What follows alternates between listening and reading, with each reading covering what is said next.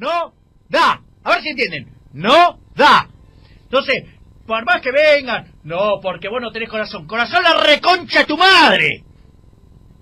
Porque cuando estalle la crisis, vamos a ver qué mierda hace. A ver si entienden, manga de pelotudos. Si te entran 100, no podés gastar 300.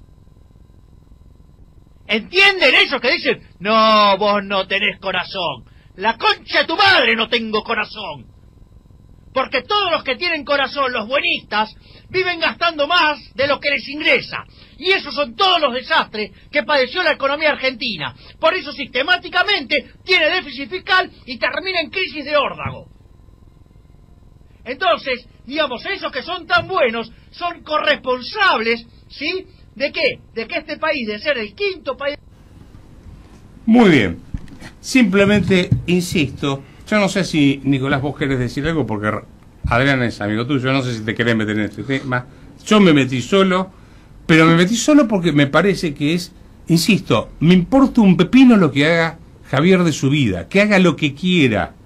Yo lo que estoy diciendo es, así como repudio la violencia que estimuló el kirchnerismo con la cámpora, así como parte de Cambiemos también al principio los jóvenes se pusieron insoportables y violentos, no voy a aceptar que en nombre del liberalismo vengan a decir este tipo de barbaridades e insultar a colegas porque alguien está diciendo, che, ¿y si lo decimos más educadamente?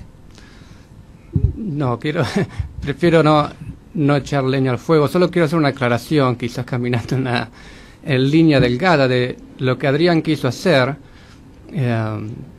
que fue un comentario creo muy razonable. Estoy pensando como economista, él no está diciendo que ciertos economistas desaparezcan, lo que está diciendo es en el margen. Quizás los modos hay que ver el costo-beneficio. Pues cuando tratás a un colega como no alguien que solamente piensa distinto, sino que tiene malas intenciones, podés cerrar el diálogo con personas que pueden hacer más cambios que uno, que están en el gobierno o lo que fuera. Y él solamente estuvo planteando, esta es una pregunta que tenemos que hacernos, y lamentablemente las respuestas que estuvo Adrián fueron muy fuertes y fuera de foco, sobre cosas que él nunca dijo, no sostuvo, o ni siquiera se metió. Creo que muchos, incluso los economistas que le estuvieron pidiendo a Adrián que no se pelee, no entendieron lo que él dijo, a pesar de haberlo repetido 2 o 3 veces. Sí, lo más patético no es lo que diga él, o sus seguidores. Lo que me parece patético también es que mucha gente dice, bueno, justifica este tipo de agresiones en nombre de que consigue que gente joven conozca el liberalismo. Mira, yo ese costo no lo quiero pagar. ¿Sí? O sea, para mí, elevar la violencia verbal, que después termina en violencia física, siempre, es el método que repudio. Y nadie en nombre del liberalismo, porque ¿qué es el liberalismo? Es el respeto del otro como primera cosa.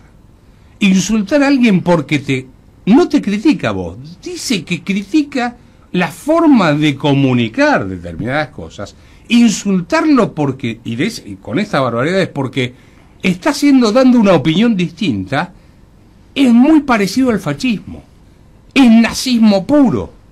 Esto es decir, señores, o me siguen a mí, o son todos una banda de... y te largan el rosario, ¿sí? Entonces, estás en el límite de los sistemas totalitarios.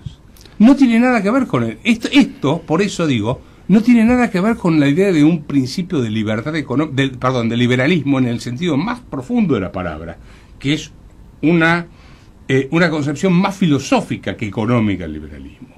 Es el respeto al otro, el respeto a la propiedad, a la vida, a la libertad de expresión, etcétera.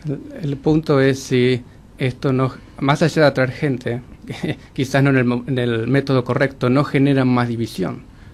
¿Cómo los ven a los liberales? Quizás claro, como liberalotes. Claro. Te genera un rechazo que es más difícil de quebrar, y Adrián está preguntando, tenemos que preguntarnos cuál es el costo-beneficio de esta estrategia. Es una pregunta muy razonable, inocente y tranquila. Y lamentablemente, bueno, ha tenido reacciones muy duras. A ver, y con esto voy cerrando el comentario. Quienes tenemos la posibilidad de usar una cámara de televisión, un micrófono o escribir en algún medio, pero sobre todo la radio y la televisión que la escuchan los chicos, etcétera, tenés que tener mucho cuidado en lo que le decís. no podemos estar usando el pelotudo, el boludo todo el tiempo como si fuese nada, ¿viste? O sea, ya se puso de moda, y menos ese tipo de expresiones como las que escuchábamos recién. Porque yo voy en el auto y mi hijo escucha eso, y después va y lo repite. ¿Y por qué, papá, no lo voy a repetir si lo dicen en todos lados? Si lo dicen en la radio, ¿por qué no lo puedo decir yo? ¿Sí? Entonces, ahí yo creo que el Confer o alguien debería tomar cartas en este tipo de cosas, porque yo creo que acá, si en la radio digo este tipo de barbaridades, me dan una patada y me echan. Yo, si tengo una radio y tengo un tipo que hace eso, pero lo he hecho porque me desprestigia la radio. ¿Sí? Pero entonces eso es una cuestión de la responsabilidad que uno tiene frente a un micrófono y frente a una cámara de televisión. Yo estoy acostumbrado a eso y tenés que tener mucho cuidado. Vamos a hacer hacemos una breve pausa, una pausa cortita.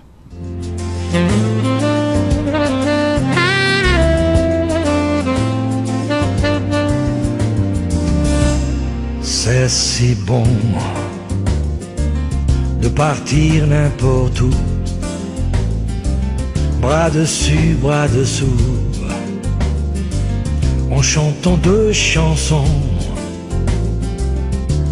C'est si bon, lovers say that in friends, when they feel to romance, it means that it's so good. En voyant notre mine ravie,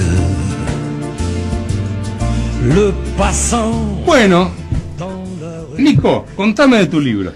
Libro, Reflexiones sobre la economía argentina, es parte de la biblioteca del Instituto Acton. Sí. Son unos 12 capítulos y surgió luego de los 12 años que fue el kirchnerismo. Sí.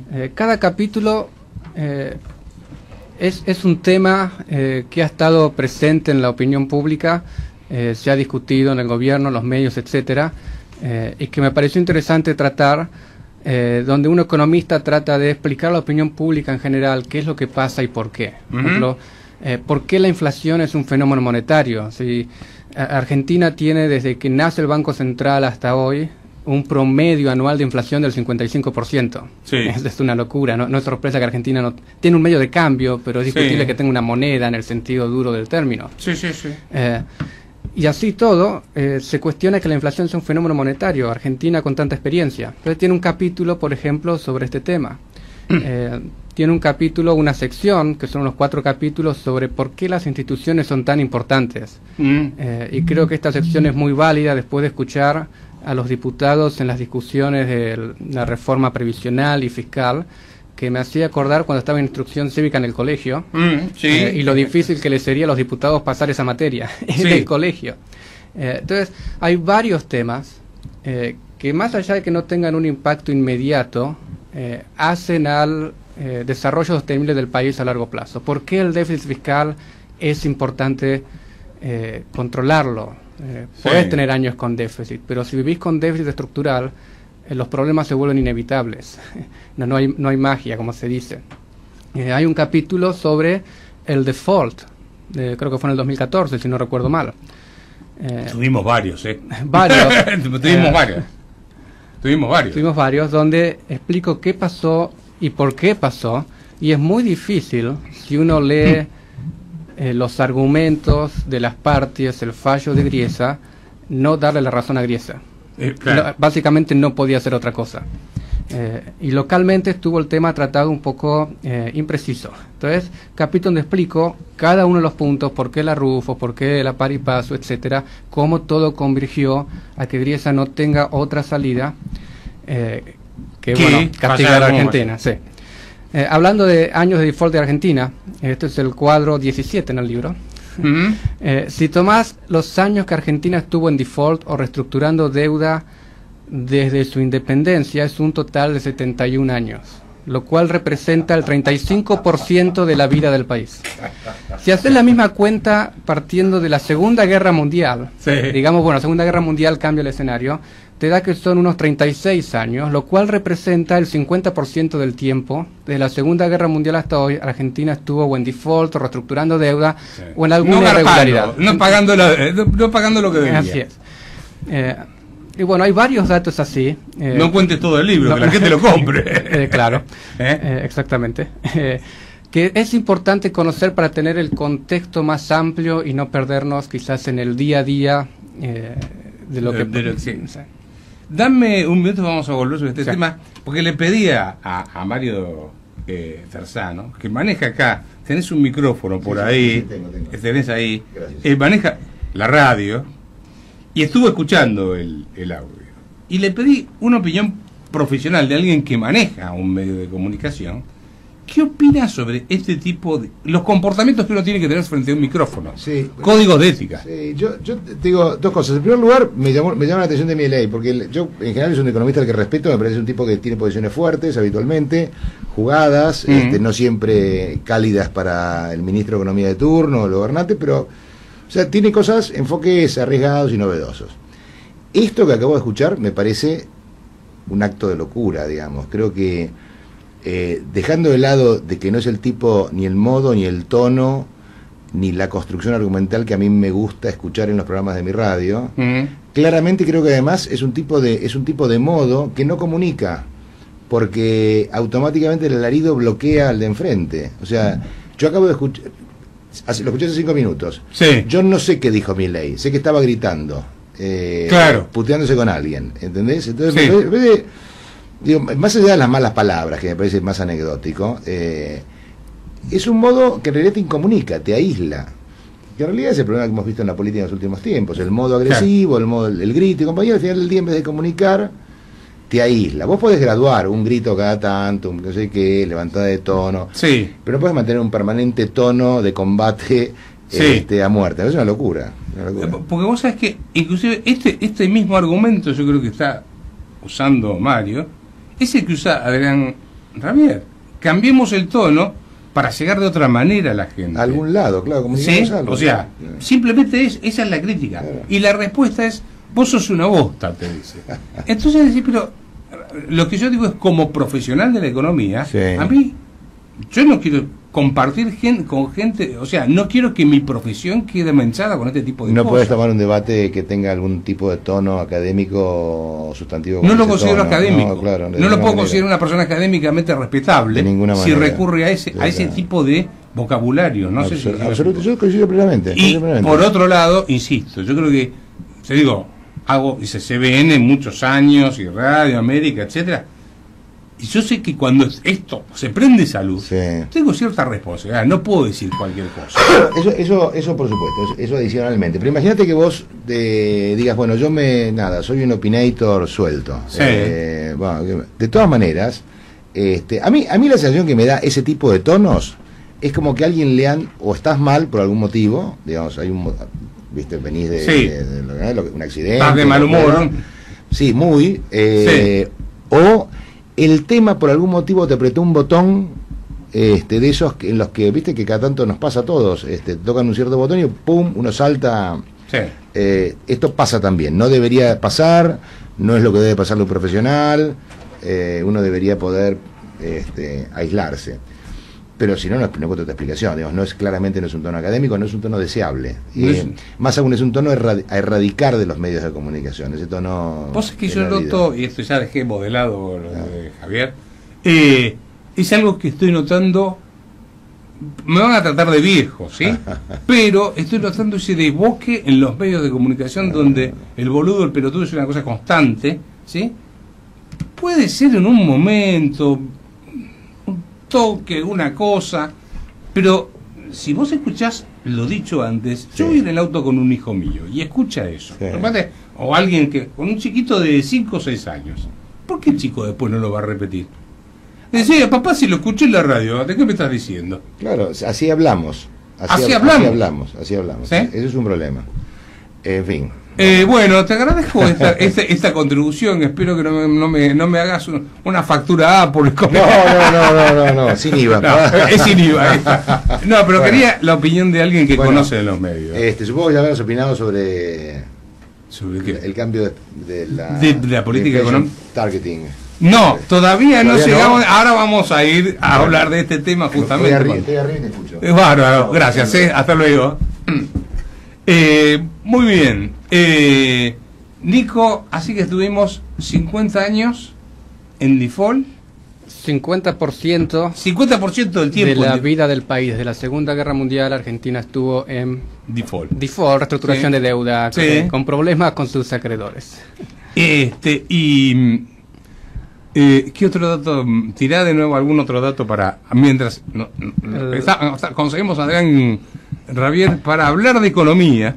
El dato que mencioné es desde la fundación del Banco Central Sí. hasta el 2016 o 2017. La inflación promedio anual es del 55%. Esa cuenta yo la hice. Y la elevé a la... Bueno, ¿cuántos años son? Son 60 y pico de años que existe. Es un número inmanejable. Es un número, perdés concepción del número. Sí. Pero eso sugiere que el problema de inflación en Argentina no es un problema quizás tanto de quién está a cargo del Banco Central, sino que es un problema institucional muy de fondo. Sí. No es cuestión únicamente de tener a los mejores técnicos en la autoridad monetaria, sino que hay un problema más de fondo que creo que todos los gobiernos les escapan. Seguramente. Muy bien, creo que tenemos en línea... Sí, lo tenemos en línea a María Inés. María Inés, sí, está enganchado. Adrián Ravier, ¿cómo estás, Adrián? Buenas tardes a todos. ¿Cómo querés que te Gracias, insulte? Roberto. ¿Cómo? ¿Cómo querés que te insulte para recibirte? Bueno, empiezo por ahí, empiezo por agradecerte primero por el programa, por dedicar este espacio a este tema que la verdad que en las redes ha hecho mucho ruido, y agradecerte también el apoyo en este momento porque quedé muy sorprendido, no tanto de Milei, porque él ya venía con estas formas, sino del apoyo enorme que ha recibido de instituciones y de mucha gente con la que venimos trabajando hace tanto tiempo, y que nunca pensé que apoyarían este tipo de cosas, pero bueno, quedé sorprendido. Incluso instituciones que en algún momento me han permitido ser parte del consejo académico para apoyarlas. Apoyan Me han el invitado a viajar vocabulario a las provincias a dar charlas de economía y demás. Las mismas personas que son presidentes y dirigen estas instituciones, de repente apoyan estos modos que, bueno, me sorprende, como venían diciendo recién. Vos sabés que a mí también me sorprendió muchísimo que en nombre de que conseguir más chicos tenemos que dejar la educación de lado, vamos a ponerlo de estas formas, pero bueno, hoy el Dream Team hizo sus anuncios económicos. Para mí el anuncio económico base fue: pasamos la inflación de 10 a 15 para el año que viene, olvídense que vamos a tener un 10%, y corremos la baja de la inflación un año, ¿sí? Sí. Ahora, lo que a mí no me quedó claro es por qué va a bajar la inflación. Bueno, yo lo que veo primero que la foto del día es Sturzenegger entregando al Banco Central a los ministros de Hacienda y de Finanzas. O sea, se acabó la independencia del Banco Central si es que la había. Después sí, Sturzenegger puede mostrar que la inflación núcleo viene bajando en relación al peor año, incluso comparado con todo el kirchnerismo. El 2016 ha sido el peor año en materia de inflación, y puede mostrar una mejora en 2017, y eso está claro. Preocupa el corrimiento, que en realidad ya era un hecho, pero correrlo de esta manera ya está diciendo que volver a una inflación de países normales no va a ser en este gobierno. Vamos a tener que esperar hasta el año que viene, hasta el otro gobierno en 2020, y eso ya dependerá de elecciones, dependerá de un montón de factores que son exógenos o externos a lo que este gobierno puede hacer. Cuando en teoría, hasta el día de ayer, la prioridad era bajar la inflación, ahora parece que va por otro lado. A ver, vamos a ponerlo de esta forma. Lo tengo a Nicolás acá, así que si querés saludarlo podés saludar a Nicolás Cachanovsky. Sí, sabía que iba a estar también. Un abrazo, Nicolás. Podés saludarlo si querés.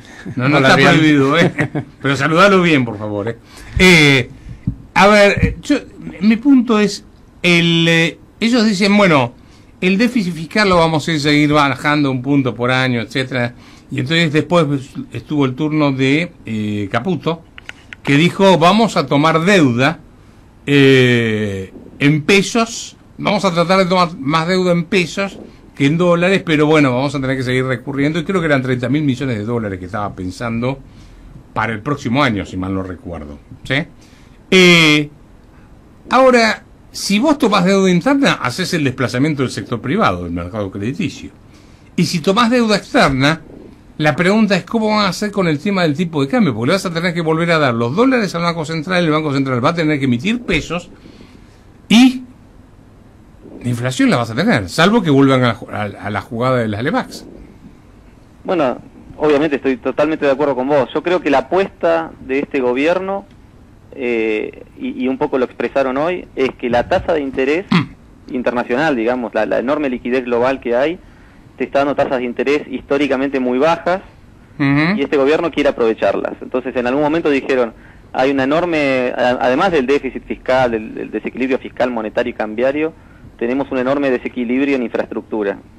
Con estas tasas de interés, aprovechemos, endeudémonos para potenciar la infraestructura, invertir.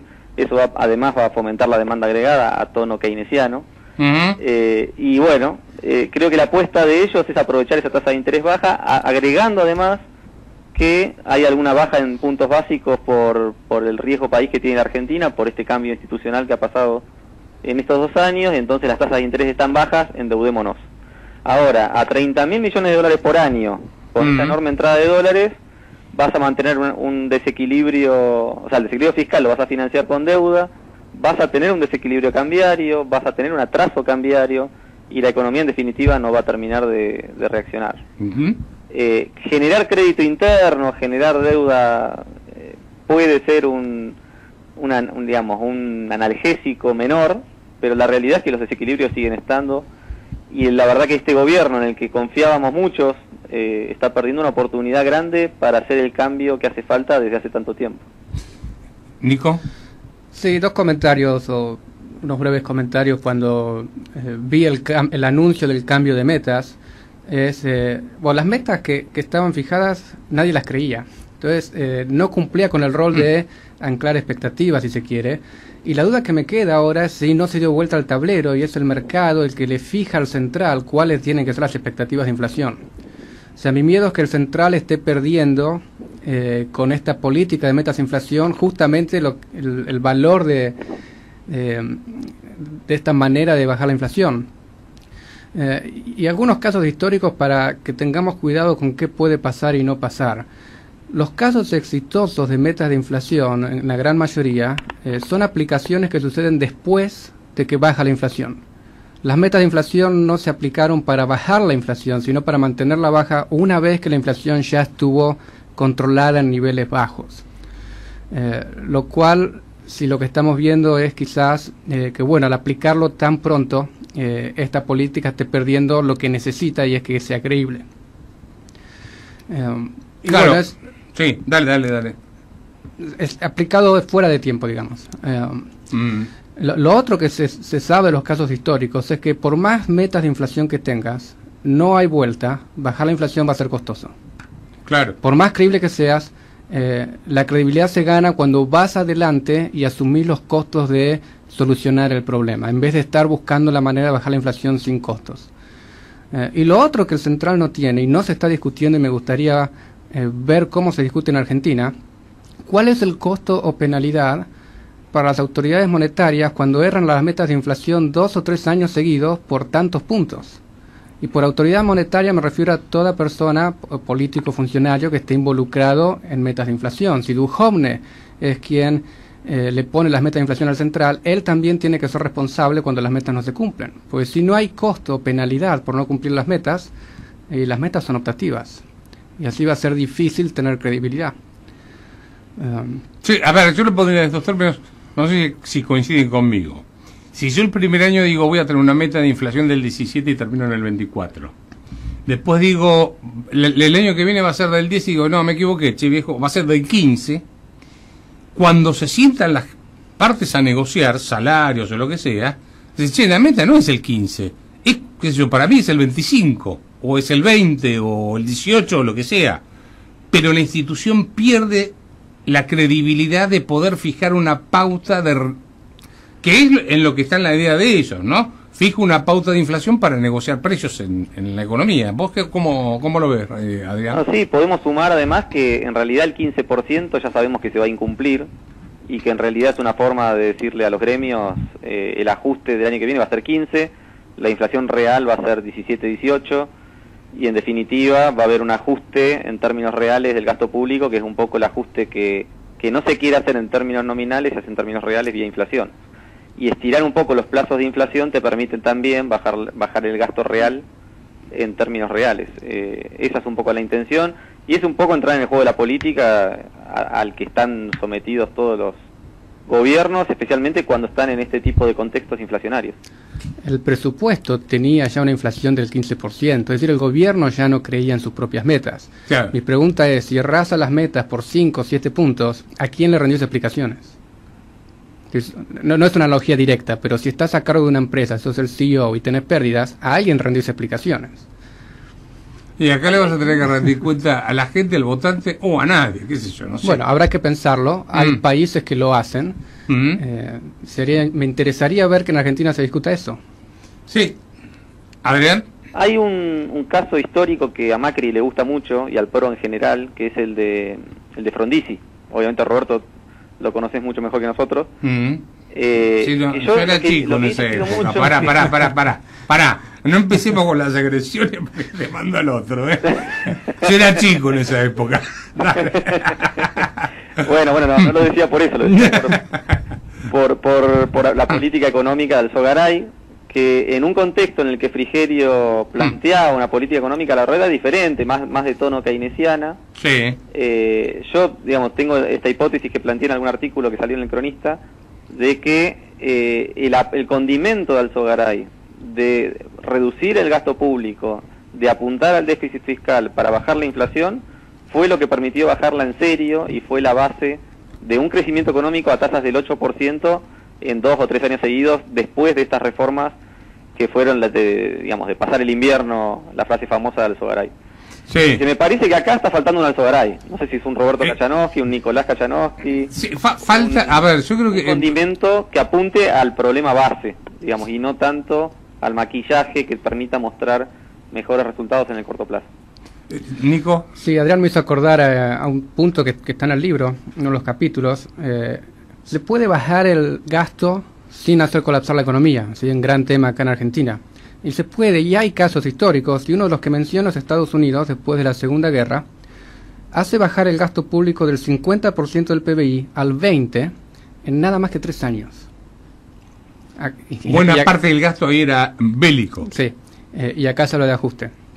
Y ellos lo bajaron a ese nivel en 3 años, sin caída de actividad, sin aumento de desempleo, sin grandes cimbronazos. Lo que hicieron fue, en paralelo, al mismo tiempo y sin tibiezas, cuando se bajó el gasto en 3 años, no de la noche a la mañana, desregular la economía, liberar los precios, abrirse al comercio, es decir, darle al mercado la flexibilidad necesaria para poder adaptarse al cambio.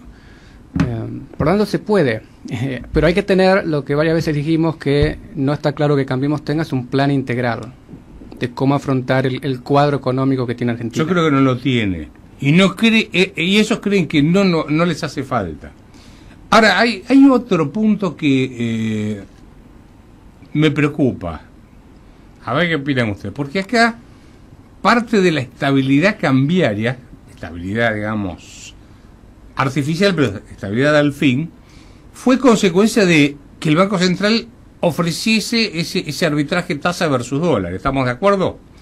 Y tenemos 1,2 billones, o 1 billón, por lo menos 1,1, hay que ver cómo estuvo esta semana, billones de pesos en Lebacs.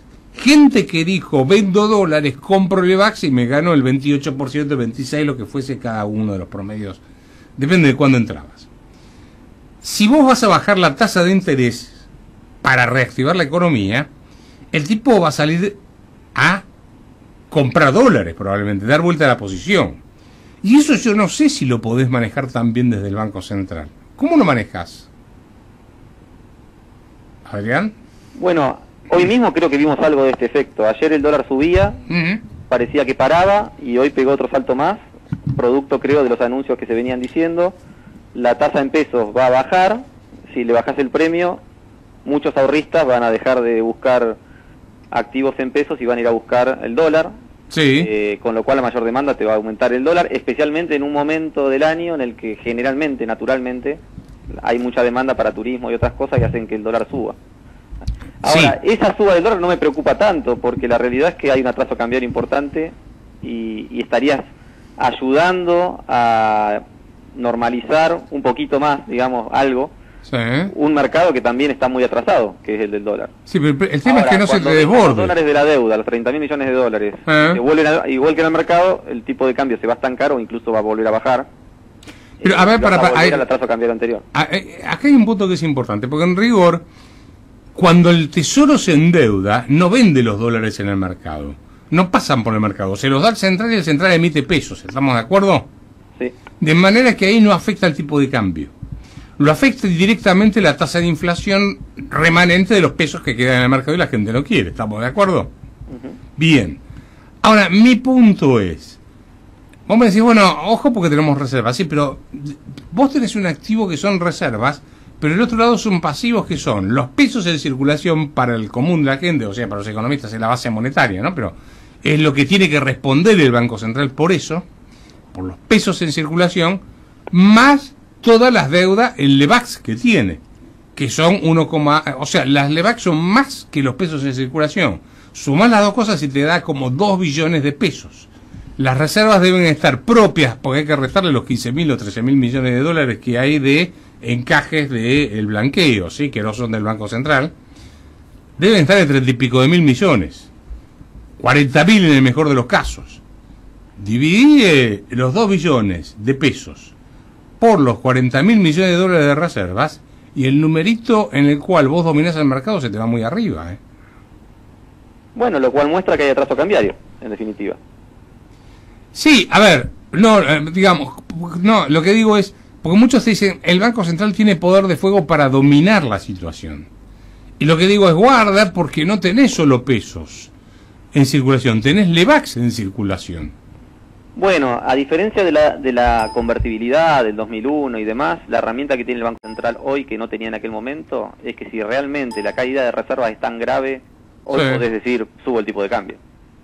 Digamos, y estás reconociendo, o sea, yo no veo a Sturzenegger hoy tener una caída de reserva fenomenal y no hacer nada. Digamos, él va a llevar al tipo de cambio a lo que el mercado necesita o quiere. Evitará en algún momento, como la preelección anterior, que el tipo de cambio iba a subir mucho y lo detuvo, se contuvo, y bueno, está bien, es una intervención menor. Pero si realmente hubiera una corrida bancaria o todo el mundo fuera a buscar dólares y la demanda fuera realmente muy grande, me imagino una fuerte devaluación que Sturzenegger va a reconocer y no va a generar el mismo impacto que en los 90, pero lógicamente una devaluación fuerte o una depreciación fuerte del tipo de cambio, para ser más correcto, ayudaría a corregir uno de los grandes problemas que hoy tiene Argentina. O sea, seguimos trabajando con un tipo de cambio. No, en eso estoy de acuerdo. Realmente, el tema es si el tema cambiario lo podés resolver con un soft landing, un aterrizaje suave, o entras en una zona de turbulencia que puede ser preocupante, ¿sí? Bueno, yo lo que planteo ante este escenario es, y es un poco, o sea, Macri va con metas, y yo creo que él es un empresario. Sí. Y así como en algún momento manejando empresas uno se pone metas y demás, sí, vamos viendo qué pasa. Si realmente Argentina llega a una situación donde no hay mejora o sea, no hay cumplimiento de metas fiscales, no hay cumplimiento de metas monetarias, no hay cumplimiento de lo que él espera sea la economía y demás, lo veo pegando un volantazo.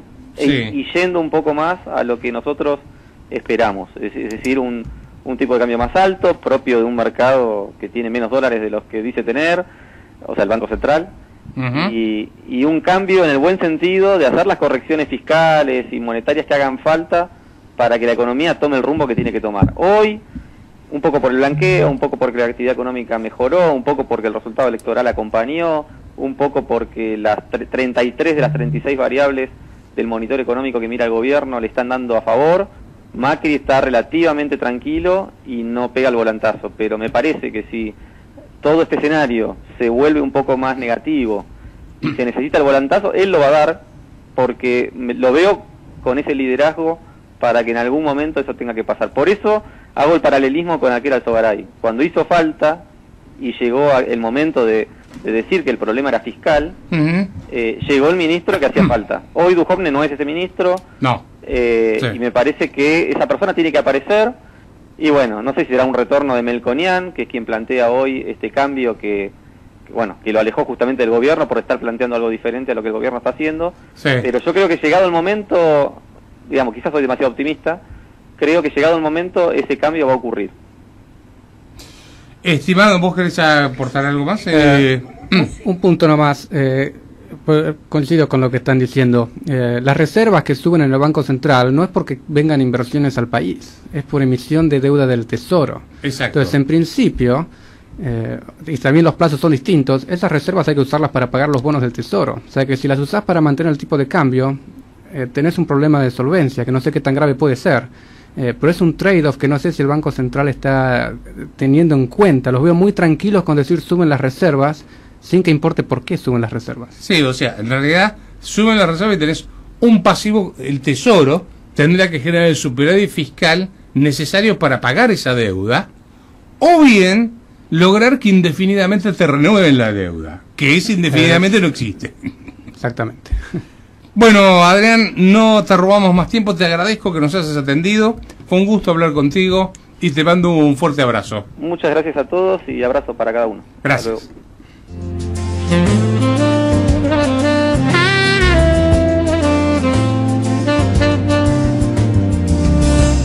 C'est si bon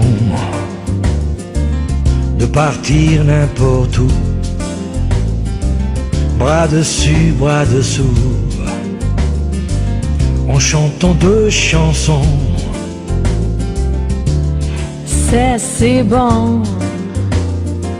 Lovers say that in friends when they feel to romance. It means that it's so good. En voyant notre mine ravie. Bueno, como estábamos hablando, Nico, ¿te quedó algún punto más ahí para Otro punto quizás de color que sea de interés comentar para esta tu libro? audiencia? Sí. Sí, toda esta idea de que una economía libre crece, pero dejando de lado al trabajador, a la persona a favor del capitalista, etcétera.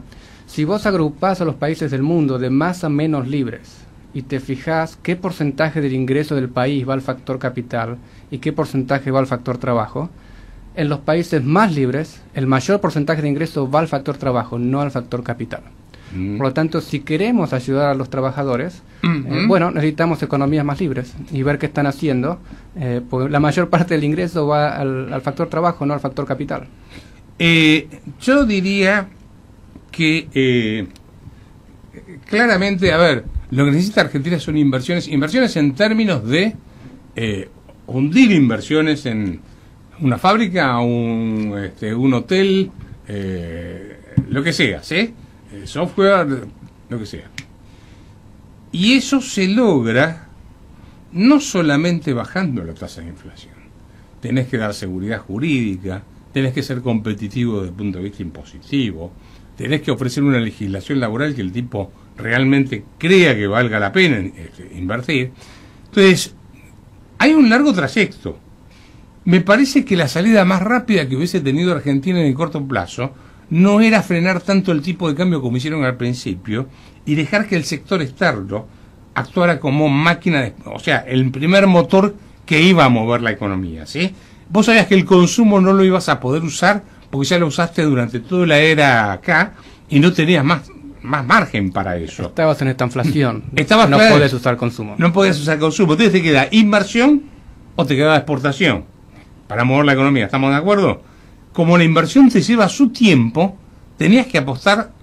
A ver, yo hubiese dejado el tipo de cambio que se fuera un poco más, hubiese pagado el costo de una inflación un poco más alta, pero hoy estaría con la economía funcionando a pleno. Me comentaba, no sé si lo dije ya el programa pasado, alguien que se dedica al tema de autos, los trae desde Japón. Pues hay que traer un auto desde Japón, el flete sale $960.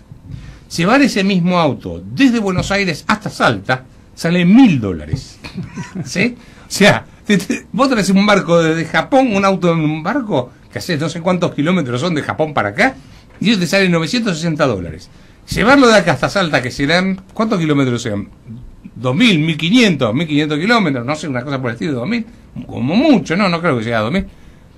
Eso te sale $1.000, te sale más caro. Entonces Argentina es cara en dólares porque no tiene estructura, le falta infraestructura. Además el grueso, vos fijate, lo tenés que llevar en camión, en vez de llevarlo en un barco o llevarlo en tren. Entonces no tenés infraestructura. Y además de eso, sumale un tipo de cambio que quedó atrasado por una tasa de interés muy alta, porque ellos te dicen, no, el tipo de cambio es libre. Minga, el tipo de cambio no es libre, lo está regulando vía la tasa de interés, ¿sí? Entonces cuando ahora bajes, se te va a subir el tipo de cambio, ¿no? Tasa de interés te desplaza la curva de demanda, te cambia cuántos pesos, dólares querés tener, ¿no? Intervenir el tipo de cambio, vender y comprar dólares no es la única manera de intervenir el tipo de cambio. Claro. Si la tasa de interés te mueve el mercado de cambios, por más que no quieras, lo estás interviniendo. Lo estás interviniendo. Bueno, a ver, lo que uno trata en estos casos no es de bombardear al gobierno, de decir, che, son unos inútiles, unos estúpidos, no sirven para... No, es presentar ideas diferentes. Si miren, muchachos, esto tal vez no les alcance para dominar el potro que les dejó, o la herencia que les dejó el kirchnerismo. La preocupación que veo, y creo que varios vemos, es se ha hecho muchas de las cosas necesarias, pero faltan no suficientes. Faltan otras cosas por hacer y es peligroso no hacerlas. Y esa es la preocupación que creo varios tenemos de no nos durmamos en los laureles porque hicimos parte de lo necesario, es suficiente y no lo es. Muy bien, Nicolás. El libro se llama Reflexiones sobre la economía argentina. ¿Y dónde lo compran? A través del Instituto Acton, sí. info@institutoacton.com.ar. Sí. Envían un email y les envían el libro. Nos vamos hasta la semana que viene. Que tengan una feliz 2018, buen fin de año. Leo, gracias por todo. María Inés, como de costumbre, muy eficiente lo tuyo. Y Nico, gracias por haber venido. Hasta el jueves que viene. Chao. In other words, hold my hand. In other words, baby, kiss me.